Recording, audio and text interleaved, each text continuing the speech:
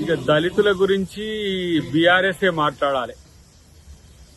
ఇలా దళితుల్ని ముఖ్యమంత్రి చేస్తా అని ఏ విధంగా మోసం చేసిండ్రో, దళితులకు ఇలా దళిత బంధు ఇస్తామని ఏ విధంగా మోసం చేసిండ్రో, దళితుల యొక్క సప్లాన్ చట్టాన్ని నిర్వీర్యం చేసి దళితుల యొక్క నిధులను ఏ విధంగా డైవర్ట్ చేసిండ్రో, ఇవన్నీ కూడా కనీసము వెనుకకు చూసుకోండి. మీ యొక్క దళిత ద్రోహం ఏ విధంగా తెలంగాణలో చేసిందో.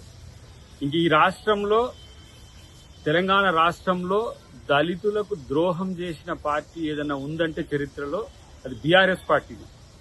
కాబట్టి ఇప్పుడు పోయి ఏదో వాళ్లకు మోసం చేసినాం కాబట్టి వాళ్ళు ఓట్లు వేయలేదు, వీళ్లకు మోసం చేసినాం కాబట్టి వీళ్ళు ఓట్లు వేయలేదు, ఇలా ఇట్లా అని చెప్పేసి రైతులను రెచ్చగొట్టి రైతు భరోసా ఇవ్వలేదని, దళిత బంధు ఇవ్వలేదని ఇట్లా పోయిన కాడల్లో మాట్లాడితే నీ క్రెడిబిలిటీ ఏం వచ్చేది కాదు.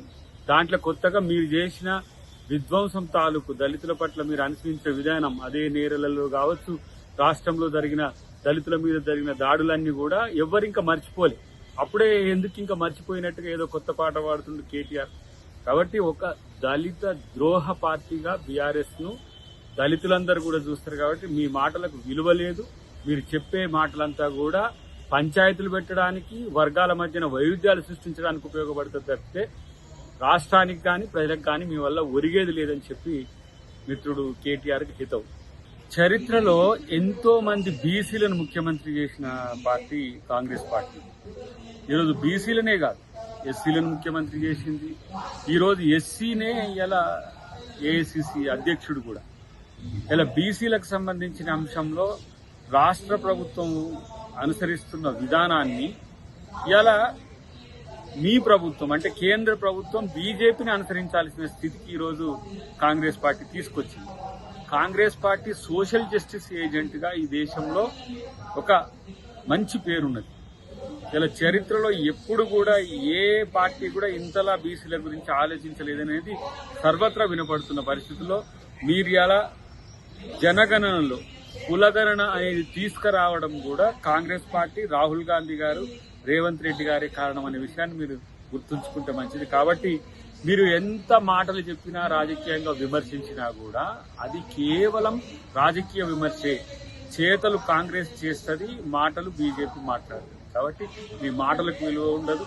మీరు మాట్లాడే మాటలన్నీ కూడా మీ పార్టీకి చెప్పండి. ఫస్ట్ బీసీని కనీసము ఏ రకం ఫ్లోర్ లీడర్ కాదు, అసెంబ్లీ ఫ్లోర్ లీడర్ బీసీ కాదు, మీ పార్టీ అధ్యక్షుడు బీసీ కాదు, అసలు మీరే బీసీల ద్రోహులుగా మిగిలిపోతున్న వైనాన్ని మీరు సరిచూసుకోవాలని చెప్పేసి నేను చెప్తాను. బీజేపీ బీసీల మీద మాట్లాడడం అనేది ఆత్మపరిశీలన చేసుకోవాలి. బీసీ బిల్లుకు మీరు సమర్థించరు.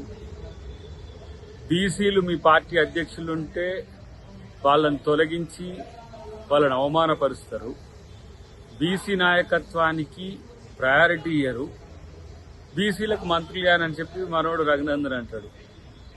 మీరు బీసీని కనీసము అధ్యక్షుడిగా పెట్టి ఎందుకు తీసేసినరో కూడా ఇప్పటివరకు చెప్పలే. మళ్లీ మార్చినా కూడా బీసీని పెట్టడానికి మీరు లేరు.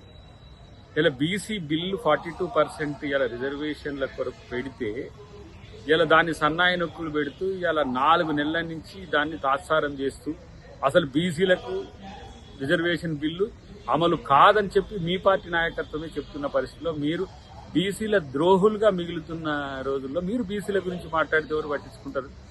ఇలా మా పార్టీ అధ్యక్షుడు బీసీ, మంత్రివర్గంలో బీసీలకు అవకాశం ఇచ్చినాం.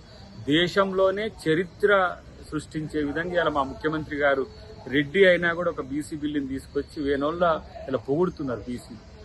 ప్రతి రాష్ట్రంలో కూడా ఇలా తెలంగాణ మోడల్ ఒక రేర్ మోడల్ అని చెప్పి అలా అందరు అంటున్న క్రమంలో ఆ వస్తున్న పేరును చూసి తట్టుకోలేక చేస్తున్న ప్రకటనలుగా చూడాల్సిన తప్పితే దీంట్లో కొత్తదనం ఏం లేదని చెప్పి మిత్రుడు రఘునందన్ కు హితవు.